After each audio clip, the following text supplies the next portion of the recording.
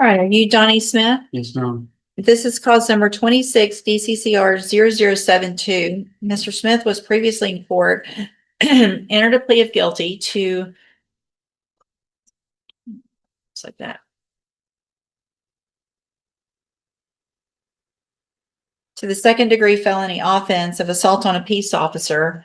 We took that plea, reset the case for sentencing, and then Mr. Smith was not present for sentencing. I issued a bond forfeiture.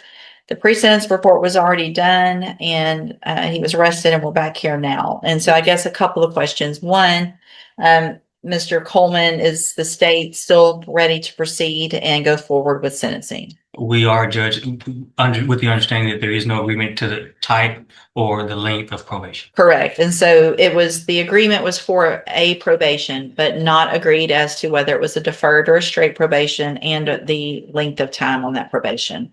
Have you both had an opportunity to review that pre-sentence report? Yes, Your Honor. The state has, Judge. Any additions or corrections to that report? None from the defense, Your Honor. None from the state, Judge. If we could have just a brief argument, please. Sure. Ms. Holmes, you may proceed. Yes, Your Honor.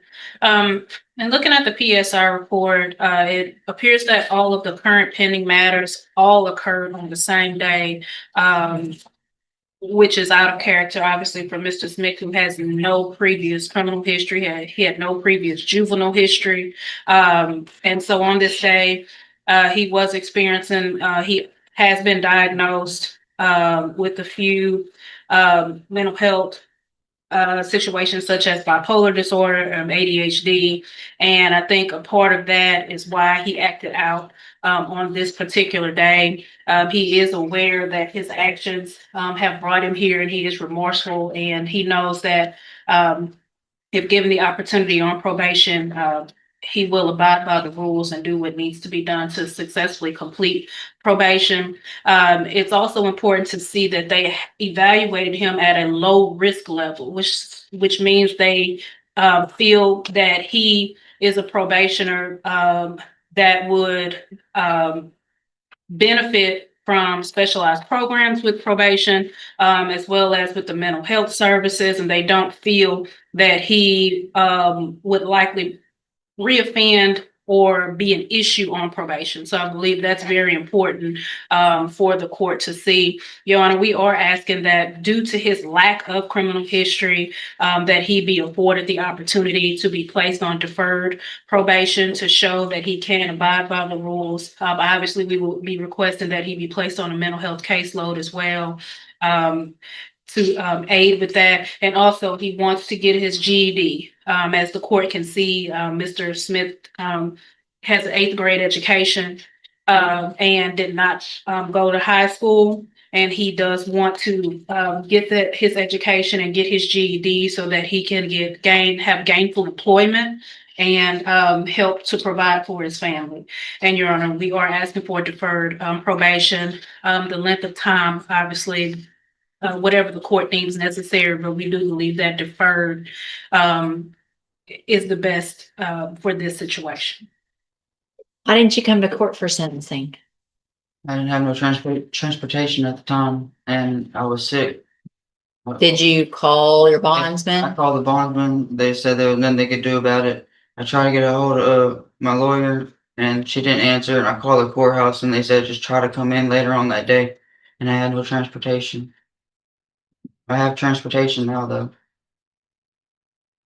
Mr. Coleman? State will concede that the defendant has no criminal history. However, I think the probable cause affidavit doesn't do justice in describing what happened there, Judge, between this defendant and Sergeant Noah Visser. This was an all-out fight, Judge, and it went on for some time. This defendant struck Sergeant Visser in the face. It went on. They went to the ground. They went on for about at least a minute until backup units arrived and were able to assist.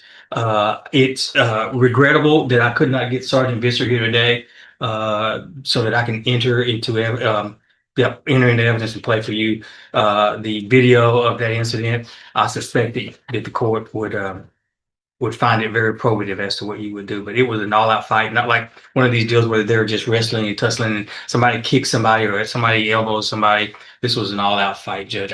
In my opinion, that's what warrants or merits a straight post-conviction probation as opposed to a deferred, Judge. Thank you, Mr. Coleman. I can just tell from the police version in here without seeing the video that this is different than a typical assault on a peace officer that we get where, like Mr. Coleman said, I mean, this, I don't know what was going on, but it also seems like it was very out of character. I agree with Miss Malfina, Miss Holmes, that something was obviously going on that day. What I'm going to do, Mr. Smith, I'm going to find that you entered your plea of guilty previously, freely and voluntarily. I'm going to find sufficient evidence to find you guilty. I'm going to give you an opportunity today because I'm not going to find you guilty. I'm going to defer all proceedings, but I'm going to place you on probation for 10 years. So I had considered a straight probation with less time, but if I'm going to give you that opportunity for deferred, it's going to be a long probation. You do everything you're supposed to on this probation. There's no reason you couldn't even get off of it early, but it's going to make sure that we know that everything that you need is getting taken care of. I am going to order that as a $500 fine and order that you follow all of the rules and conditions of probation. That is going to include participating in any mental health care services through Spindletop.